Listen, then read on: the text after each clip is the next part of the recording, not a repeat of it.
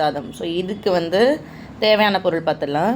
வெங்காயம், தக்காளி, இஞ்சி பூண்டு கட் பண்ணி அலசி வச்சுருக்கேன். இதை இடிச்சுக்கணும் நல்லா.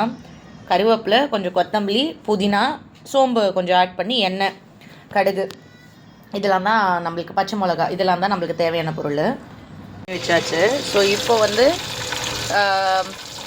சட்டியில் எண்ணெய் ஊற்றி இப்போ வந்து சோம்பு போட்டிருக்கேன். நல்லா பொங்கி வருது, பொரிச்சு வருது. ஸோ இந்த நேரத்தில் கட் பண்ணி வச்சுருக்க வெங்காயம், பச்சை மிளகா, ஒரு வெங்காயத்துக்கு 3 தக்காளி போட்டிருக்கேன், மீடியம் சைஸு. நான் தக்காளி சாதம்ன்றதுனால கலர் ஹைலைட்டாக தெரியணுன்றதுனால.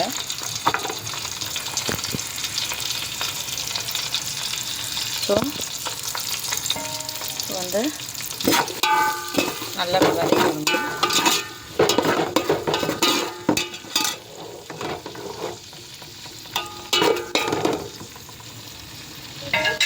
ஒரு 5 நிமிஷம் வதங்கணும். அப்போ தான் அந்த டேஸ்ட்டுன்றது வரும்.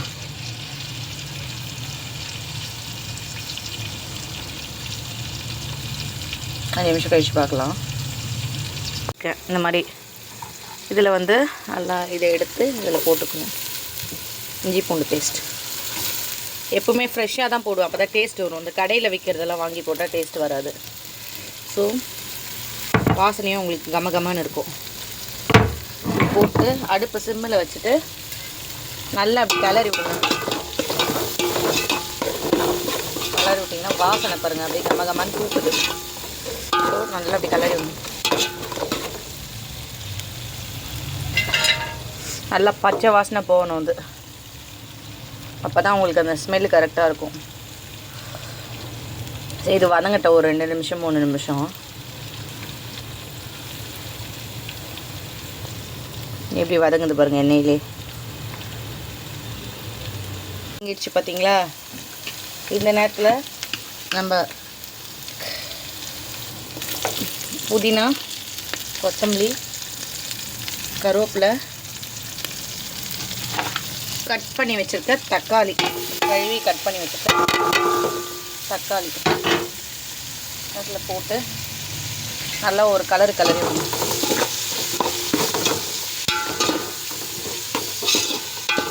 கலரி விட்டு ஒரு 5 நிமிஷம் விட்டுருங்க. தண்ணி போட்டு மூடி நல்லா கலரி விடணும்.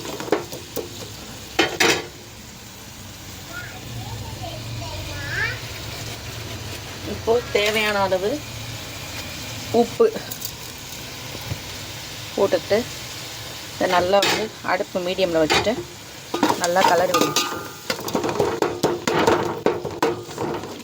நல்லா வதங்கணும். அப்போ தான் டேஸ்ட் உங்களுக்கு நல்லா கொடுக்கும். நெய் இருந்தால் கூட நெய் போட்டுக்கலாம் நீங்கள். நல்லா வதங்கிடுச்சு. வேணும்னா காரத்துக்கு ஏற்ப 1 ஸ்பூன் சில்லி தூள், 2 ஸ்பூன் தனியாத்தூள் ஆட் பண்ணிக்கலாம். அப்படின்னா குழம்புத்தூள் வந்து 2 ஸ்பூன் ஆட் பண்ணிக்கலாம் வேணும்னா. இல்லை பச்சை மிளகாவே காரமே எனக்கு போதும் அப்படின்னா அப்படியே விட்டுடலாம், ஒன்றும் பிரச்சனை இல்லை. 3 பச்சை மிளகா போட்டுருக்கேன்.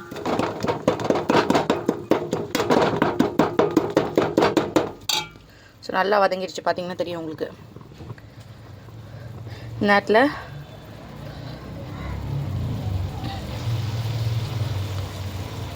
மிளகாத்தூள் போட்டிருக்கேன். ஏன்னா எனக்கு காரத்துக்கு ஏற்ப.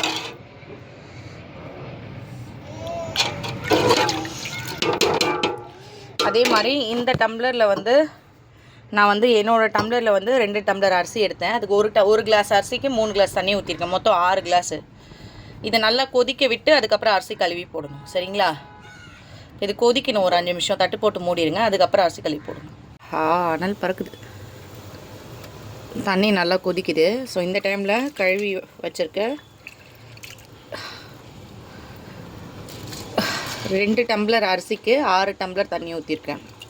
வீட்டு அரிசி தான் அது.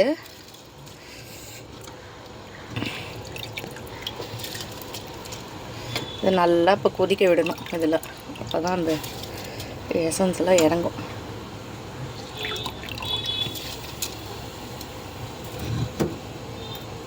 போட்டாச்சா? நல்லா இதோட இது கலரி விட்டு உப்புலாம் கரெக்டாக இருக்கான்னு பார்த்துக்கோங்க. ஏன்னா அப்புறமா நீங்கள் கலர்னிங்கன்னா நல்லா இருக்காது. அதனால் இப்போ கலரி விட்டு உப்புலாம் கரெக்டாக இருக்கா பார்த்துக்கோங்க. ஆகணும் 10 to 15 minutes ஆகணும். சிம்மில் வச்சுருங்க அடுப்பை. வந்து இன்னும் ஒரு 5 minutes ஆகணும். சாதம் நல்லாவே தண்ணியெல்லாம் வத்திடுச்சு, ஊற்றின தண்ணியெல்லாம். ஸோ இப்படி ஒரு வாட்டி லைட்டாக கிளறி விடுங்க. இன்னும் ஒரு 5 minutes ஆகணும். 5 minutes நல்லா மூடி வச்சுட்டு 5 minutes ஆகணும். அடுப்பை சிம்மில் வச்சுருங்க.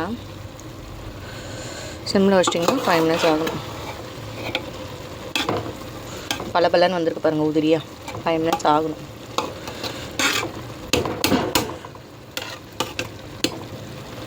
இடிச்சு.